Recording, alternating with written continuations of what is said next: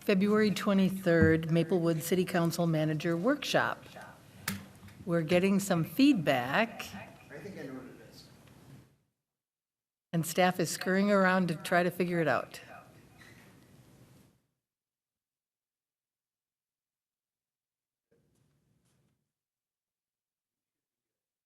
All right.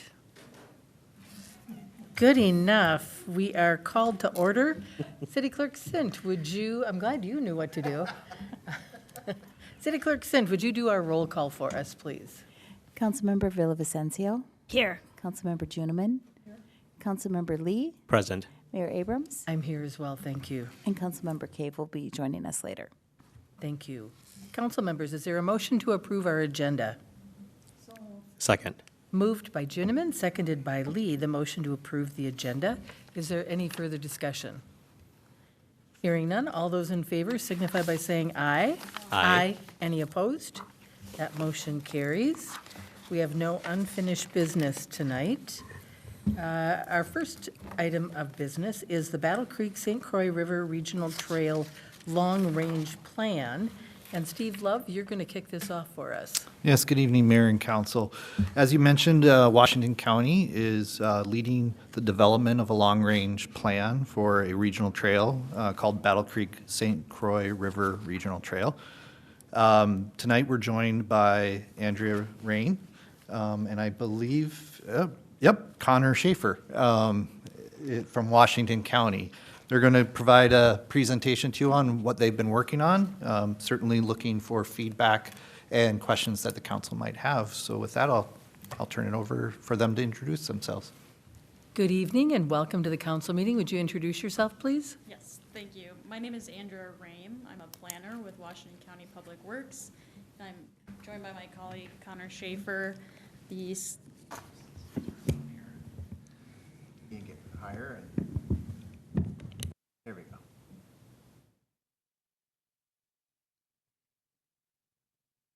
And I am joined by my colleague Connor Schaefer, Senior Parks and Trails Planner.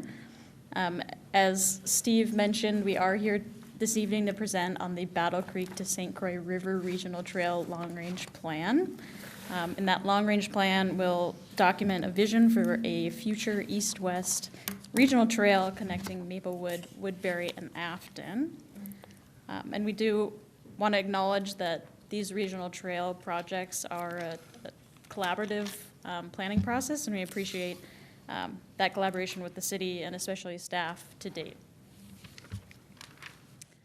This evening, we will begin our presentation by providing some project background, including some information about our planning process and the findings of our stakeholder engagement. Second half of our presentation, Connor will walk you through our route evaluation and lay out our next steps. We like to begin these presentations with two key definitions. The first is, what is a regional trail? A regional trail is distinct from other types of trail in that its purpose is to serve a regional audience, meaning it must attract users from across cities and counties and connect regional destinations such as state and county parks, downtowns, and things of that scale.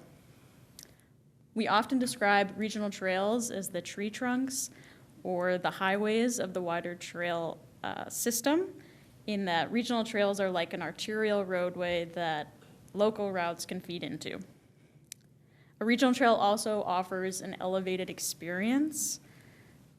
The county's design standard, wherever possible, is a 10-foot wide paved trail with a 10-foot buffer from vehicle traffic. And then it also comes along with those higher amenities, including trailheads, kiosks with interpretive opportunities, bike repair stations, and things of that nature. A long-range plan, then, is the planning document that provides guidance on a future trail alignment, as well as the location, development, and operation of trail facilities. A long-range plan also addresses how the county will protect and enhance natural and cultural resources within the corridor. One example of that is a long-range plan may identify sections where pollinator-friendly vegetation can be planted in a buffer area. A long-range plan is also important because a proposed trail project must be consistent with an improved long-range plan to receive certain grants from the state and Met Council. Likewise, a regional trail with an approved long-range plan is eligible for yearly operations and maintenance reimbursements. And last but not least, a regional trail is important because it allows the general public and our local partners to participate in the development of the regional trail system. And that way, our partners and the public can have a clear expectation on how the trail will develop and make their own plans accordingly. One other key note about long-range plans is where they fall in the overall timeline of a trail project lifespan. And this graphic represents that a long-range plan is often what we call a step 0. It's a high-level plan to document the vision for a future trail. And before that trail comes to fruition, there are an additional 3 phases, including a feasibility study and preliminary design, final design, and then lastly, construction, with each of those following phases coming with their own rounds of engagement with the public and engagement with our local partners.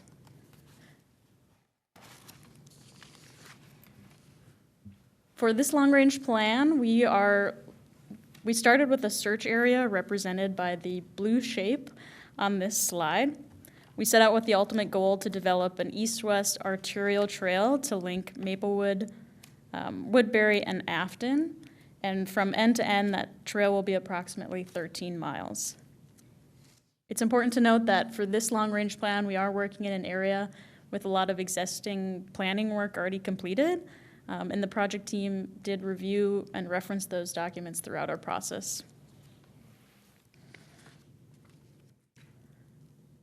Our long-range regional trail planning effort was set up with a 3-tiered engagement structure represented by this graphic on the screen. The first and smallest group is the project management team, which includes folks from Washington County Planning, Parks, and Engineering, as well as a consultant. The project management team executed all the day-to-day work and acts as the center of information for all the other groups. The second tier extends to include key stakeholders organized formally into a technical advisory committee. Other county staff, state and federal agencies, as well as our city and township partners fall into this group. And that technical advisory committee is asked to weigh in at key milestones and offer their technical expertise throughout the project. The final and largest tier covers engagement with the general public. And there we seek input from residents and trail users through pop-up events, open houses, and online engagement. And what this graphic is meant to represent is the flow of decision-making and information sharing, in that decision-making flows from the project leadership and is filtered by our technical advisory committee before it reaches the public. And the reverse is also true. Information that we're gathering from the public, we analyze with our technical advisory committee, and that influenced our decision-making. As for the timeline of this long-range planning process, we kicked this project off last winter. In last spring and last summer, our focus was on stakeholder engagement and data collection. Last fall, our focus was on route development and evaluation, and now we are working towards a recommended route and pulling together that final draft of the long-range plan and bringing it through the approvals process. One final piece of context before I hand it off to Connor is an overview of the types of engagement that our project team conducted and what we heard at those. Firstly, public engagement included an open house and a number of pop-up events at different events throughout the corridor listed on the slide here. There was also an online survey promoted at our events and on the county's social media, which received over 720 responses. And we also engage with our local partners, meeting with city staff and other local partners throughout at those key milestones. The key takeaways from in-person public engagement were that folks were excited about a new trail and that growing recreational opportunity, and they value safe crossings and separation from vehicle traffic. We also heard some concerns about the cost or the impact to private property. The survey results shared similar themes in that folks rated the crossing of major roadways and personal safety, as well as separation from vehicular traffic, as important factors in how they use or don't use trail facilities.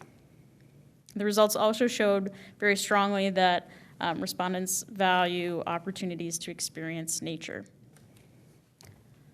Our conversation with local partners helped the project team identify key opportunities and challenges, such as leveraging planned or future projects, removing locations that might be non-starters from consideration, and identifying destinations to highlight. And those conversations brought a local expertise that we really appreciate to our understanding of the corridor. And with that, Andrea, can I just ask a couple of questions? Could you go to the last slide, please? I recognize that Maplewood is part of the link, a very small part of this entire project, but I don't see any engagement opportunities that actually happened in Maplewood. Did you hold any engagement events in Maplewood? Mayor, council members, we didn't have a specific event and as part of our pop-ups. If the council is curious, we can pull some of that survey data from the online engagement and point to that. But you're correct in that there isn't a specific Maplewood event on this list. At any point in time, did you meet with or talk with our Parks and Rec Commission so that they're aware of this connection? Mayor and council member, we, throughout the process, have been engaging with staff, and we have met previously with the Parks Commission. Okay, so I must have missed that on one of their agendas, sorry. Was there a reason? I mean, I know that we have just a small little section here, but this is going to be a great opportunity for Maplewood because it connects Maplewood, Woodbury, Afton. I mean, it's Washington County and, excuse me, and Ramsey County. Was there a reason that we just didn't have any engagement here? Because we certainly had opportunities last summer. We have a lot of summer events, and we had our light up event in September? September. But I'm just curious, because this is, quite frankly, this is the first I'm hearing about this. I don't know about my fellow council members, but I haven't really heard anything about this. I think it's wonderful. I love the trails. I'm glad that this is happening, but I would have liked to have seen Maplewood's voices, at least for people to know that this is coming, because it's pretty exciting. Thank you, Mayor.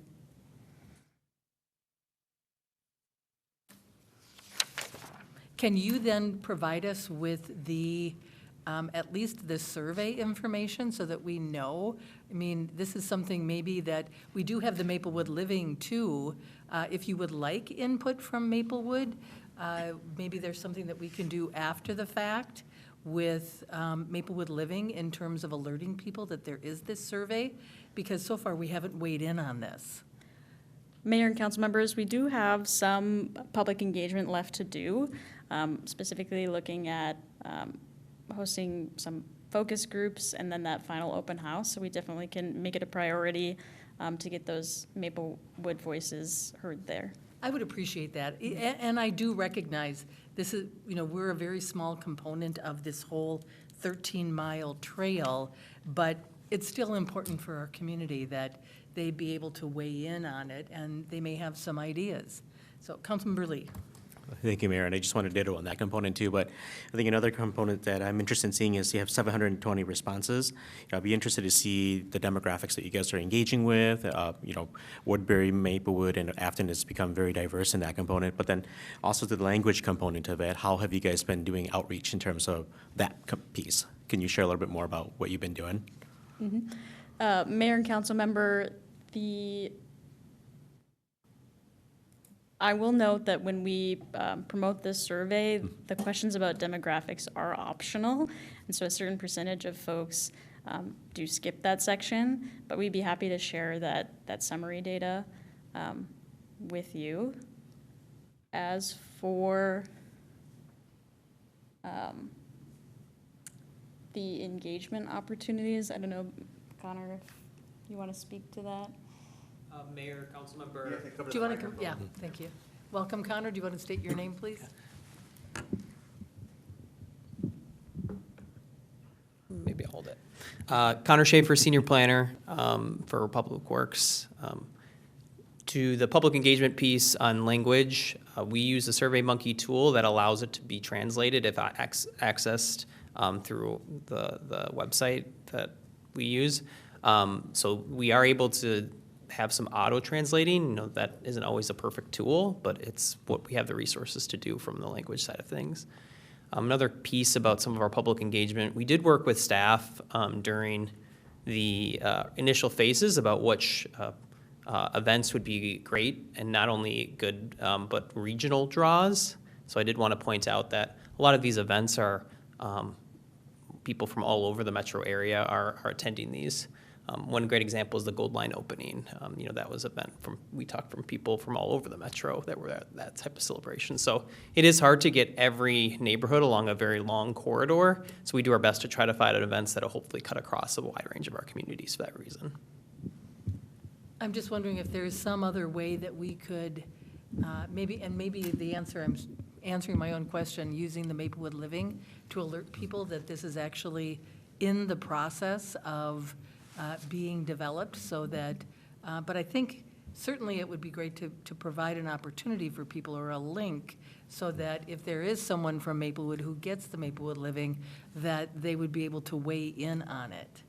Councilmember Lee, another question. Just another follow-up. I think this is just a great opportunity for Maplewood, and outside of that component, there's a lot of great organizations within Woodbury, Afton, and Maplewood in general where you guys can connect with, just to diversify some opinions into that component of it. But not just the survey component of it too, but if you have documentations that are talking just maybe a high-level document, I think having something like that in language accessibility is really important.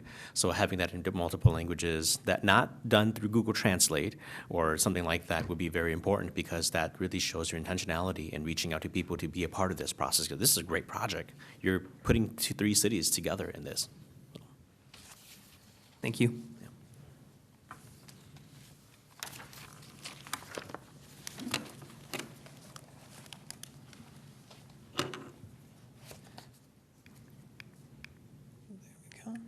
Once again, I'm Connor Schaefer, Senior Planner for Washington County, and I'll be moving through the next part of today's presentation. This is about the evaluation process. So when we go through these long-range regional trail plans, we can break it down into several phases. I just want to briefly review those with you. And once we get to putting lines on a map, we've done a significant amount of engagement at that point. We've done some analysis at that point. We are going through an exploration, what I like to call a spaghetti at the wall phase. So we're really connecting our destinations with as many lines as possible. That maybe some of them aren't even realistic at this point, but it's more of that brainstorming phase. We're looking at destinations, we're looking at initial topography and environmental concerns, right-of-way, parcel ownership, and population and demographics. And once we filter those initial spaghetti at the wall, we're seeing what sticks. We filter those through, and we, at that point, have that step 2 initial plotting. So we've narrowed down those options. We're identifying areas that need additional analysis and additional research, and we're doing a lot of engagement at that point. Once again, on that staff level, they know the booth, they know the conditions on the ground for options that may be realistic and may not be worth studying and going forward with. So from that process, we do have some specific alternatives that come out of that. It moves us into step 3. These specific alternatives are then scored. We create a matrix of different project goals and performance measures, and we grade out those segments. And what that data-driven process provides is a way to compare segments to each other. And that will allow us to create a route recommendation in point 4. You can see where we are in today's process right now is step 3, that route evaluation piece, and that's what I'm hoping to share with you today, is some of the initial results from that. The segments, the regional trail corridor is broken up into 4 zones. Within those 4 zones, we scored 56 individual segments. Once again, those are kind of small, short pieces of the trail.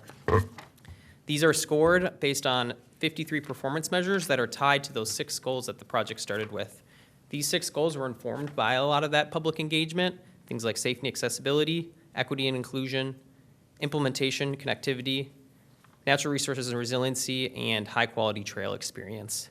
And so we have some performance measures 53 performance measures underneath those 6 goals that were tied to those 6 goals. So we'll see a little bit about how the sausage is made. This is, once again, kind of showing the results of this evaluation phase.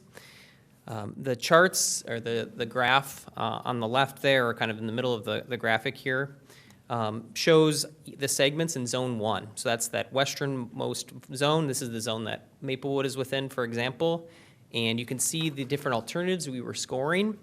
Those are the different lines there you see on the map. We might need a little zoom in to view them in more, but we can share this afterwards if that's needed. And we were scoring each segment by those by those goals on a score of 1 to 4. And once you stack all those up, you can see how different segments may score. The darker the red, the higher the scoring the segment. The more yellow or lighter colors are lower scoring segments. We did this not just for Zone 1, but all 4 zones. And we were able to kind of see a pattern form or see some routes form that would grade out higher than some of the other zones based on those initial goals. We just use this as a general guide. This isn't like a prescription where we just connect all the highest scoring routes and boom, we're there. It does take some boots on the ground knowledge, and we also do a phase where we weight some scores higher than other scores based on input we get from our technical advisory committee. But it provides a really data-driven approach for us to select and compare segments to another one. So once again, the example here is in that Zone 1. It shows, for example, a very, very high scoring segment is the existing trail along Lower Afton Road, which was built to a regional trail standard. So it was a good opportunity to kind of gut check our scoring system to see if a trail that already has been built to a regional trail standard is scoring well. And sure enough, it was one of our highest scoring segments across the whole corridor. Here's what the corridor scoring looks across all 4 zones. I'm happy to go into each segment about why it may score in a certain way if folks are very, very curious. There are a couple key takeaways from this map here that I'm just going to spend the most time on here. Really what we see this is a tale of 2 trails, or 2 separate parts of this trail. And that's really the existing trail infrastructure and existing development that exists in Woodbury and Maplewood. And as soon as you get to Highway 95 or Manning Avenue, east of that is a very undeveloped area of Washington County. That's the city of Afton. That's where you see a lot of the lighter colors. That's because there's no trails there today. So it would score a lot lower on things like implementation, safety and accessibility, and things like that. That being said, there's a lot of great natural resources and opportunities on that side of the corridor too. So once again, we can kind of have a trail that would be really, really interesting connecting developed areas of our metro to more rural areas of our metro, and you're kind of getting an experience where you're connected to key destinations, but also having that more scenic nature experience in the eastern part of the corridor. So it provides a really cool opportunity for us. A couple other things to note in this corridor that you may notice some dashed lines here. Those are routes that at this point we don't have really specific alignments, but we have potential opportunities to connect from point A to point B. So if you see those, that's more of a general idea of connecting A to B, one end of the arrow to the other arrow versus a specific route. Those are oftentimes going to be used through development, for example, in that 2M segment, or through the Bellwin Conservancy land, which is where you see the 4L segment in the northeast part of this corridor. So those are a couple things I wanted to point out here. I'm going to keep this slide up, but I am going to move forward in my notes to a table that I'll show on the next slide. And what that does, what I'll review here is just a brief review of some of the final alternatives, and breaking it down based on those 6 goals. So this will help really summarize the scoring process that we went through. The first goal is the safety and accessibility, and what we're comparing here is the north route. North route is really defined through, or all these recommended routes are defined through the bluish gray outline, if you can see how those are connecting from Maplewood through Woodbury, and then it kind of comes up north, outlined in that blue-gray. That's the north alternative. The south alternative is Woodbury, once again, starts at Lower Afton Road, comes down Century Avenue, and then across on Lake, and then down to Bailey Avenue, where it comes all the way across. And then the other south alternative is one that stays along Lower Afton, Woodbury, or Lower Afton and Maplewood, and once you're in Afton, you're on Valley Creek Road, and it actually comes down Woodbury Drive, then connects into Bailey. So those are the kind of finalized route alternatives. Back to summarizing, how they scored via goal. That north alternative, from safety accessibility standpoint, a lot of it is along County Road, which provides an existing trail, but there are some challenging intersections. When the county roads are built at specific intersections, there's going to be challenges. We hope this regional trail will provide opportunities for us to improve those intersections. For the more south alternatives, there's a lot of county road for both of those options as well. And there's a lot of safety and accessibility issues specifically for the south alternative at 4T. There's a big elevation change at 4T as you move into Afton that we noted, and so that our scoring reflected that. Next goal is equity and inclusion. Really, all these alternatives had different trade-offs when it came to who they'd be serving, which communities are closest to it. Some of that would be in the Woodbury area. A lot of them are getting into key civic centers and organizations and demographics. And as you move into Afton, the northern route would serve folks closer to that 94 corridor, and that southern route would serve more people in downtown Afton. On the implementation side of things, we're really taking advantage of a lot of existing trails throughout this whole trail corridor in west of Manning, but as you get to east of Manning, there'd be significant additional implementation. Once again, the 4S and 4T options down in the south will provide some significant implementation challenges around topography and right-of-way and impacts. Connectivity, there's kind of been, once again, both advantages for all of them in different ways. The central segments through Woodbury connects to City Hall, connects to the library, and a lot of other existing Woodbury parks. And then the southern option connects through a lot of schools and neighborhoods in Woodbury, so kind of a trade-off along connectivity for that. Natural resources and resiliency, I think the key difference here is that one route connects through the Bellwin Conservancy in Afton, but is kind of further away from downtown, where the other one goes right into downtown, but does not have that direct connection into downtown, into the Bellwin Conservancy in Afton. High-quality trail experience. We did find some opportunities with that north route to be off of the county road. That can tend to be a higher trail experience. So we have some utility corridor, and that 3D segment is a utility corridor that provides a great opportunity for folks to get off of the county road and have a trail experience away from traffic. So happy to dive into the details of this, but did want to provide that overview on the remaining route alternatives. And those are summarized in this table, so we can bring this up for discussion if needed. Just wanted to review some next steps going forward. Really, we're at this refining these segments in this analysis, and we are soon be moving into the route recommendation phase of this. We do have upcoming open houses and public engagement events that we'll be reviewing the route recommendation, asking for final input from the public at that stage. Once that concludes, we'll be working with each agency along this corridor and ask for their letters of support or resolutions of support in order for us to kick off our approval process, which once again starts at that local agency level, will then go to our county board and then go to the Metropolitan Council for final review. So the goal for today was to provide you an update on this project process. We've been working really closely with staff up to this point, and staff thought this would be a great opportunity to get this project in front of you all before, before a recommendation is formed. So we're here to answer any questions, here to receive any comments at this time to set us up for success for when we're back, when we do have that final recommendation. Thank you for your time. I have a couple questions about the key steps that are remaining. Specifically, you talked about the timeline.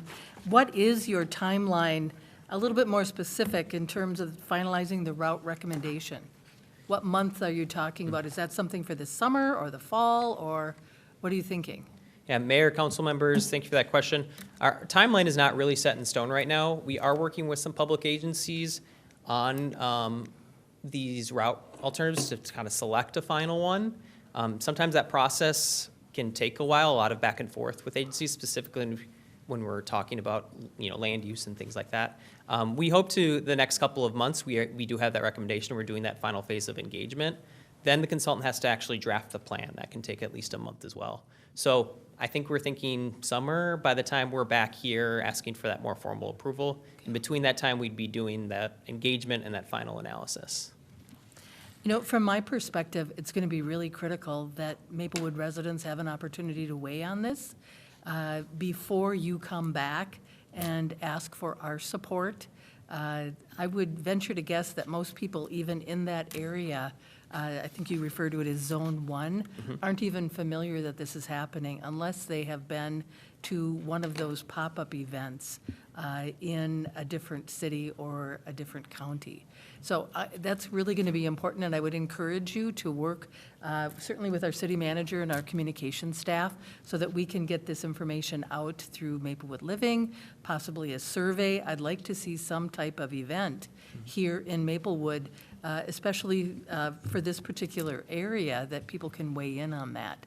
I recognize that this is kind of a moving process, but I think it's really important that we hear from our residents. So thank you. Councilmember Villavicencio? Thank you. Is the current survey still active? Mayor, councilmember is not. We did close that survey after that initial phase of public engagement. Okay. Would you be willing to open it back up so that we can include it in our Maplewood Living? Mayor and councilmember, yes, we can absolutely look at that. Okay, thank you.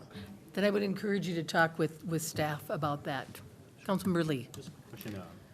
What has the sentiment been from the city of Woodbury and Afton with this trail coming in? Can you share a little bit of the historical component of that? Yeah, Mayor, councilmember, thank you for that question. We've worked really closely with their staff on identifying which of these routes are realistic and which routes would be great if we had all the money and resources available. We've worked closely with their city staff on that piece, on what options are worth further analysis and which are not. What they really saw as priorities is how this can be that tree trunk for their trail systems. That's the concept of these regional trails, is that this may not be the best connection to get everybody from the front door to exactly where they want to go, but this will be the great arterial connection that other trails within Woodbury and within Afton will be able to connect into, that can be that central segment. So that was really important in our conversations with the city so far. Both are encouraged. They get a lot of requests from their constituents about trails and biking and walking and making that easier for folks. And so we've had good positive feedback from them. Thank you. I am looking forward to trail connections. In Maplewood, we love trails. We've got lots and lots of trails. I am also looking forward to a little bit better communication with our residents about this particular trail. I think that this is exciting. We just need to know more about it and give people an opportunity to weigh in. Mr. Sable. Thank you, Mayor and council members, and for the benefit of the Washington County team, right, the city of Maplewood is proposing a local option sales tax to fund a project on Afton Heights Park, which would be 1A on your map, multi-million-dollar investment in that, so that may force a recalculation of your criteria ranking. It would be good to join potentially like public investments at the same time. So we will share with you the outline of that plan, and then maybe you can recalculate that. And then with regard to, I would agree, I think that outreach in the Maplewood Living is really important. And so our deadline for that is